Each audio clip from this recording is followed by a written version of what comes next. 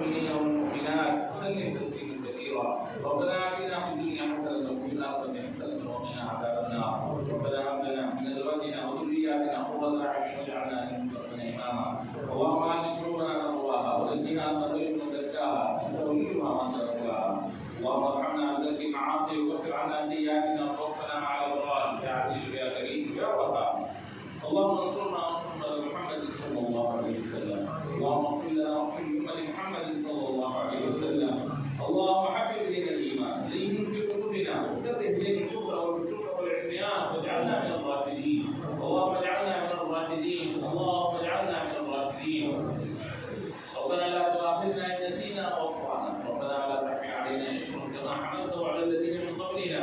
ربنا ولا تحملنا ما لا طاقة لنا به. واعف عنا واغفر لنا وارحمنا أنت مولانا فانصرنا على القوم الكافرين. ربنا اغفر لنا ولإخواننا الذين سبقونا بالإيمان ولا تجعل في قلوبنا غلا للذين آمنوا ربنا إنك رؤوف رحيم.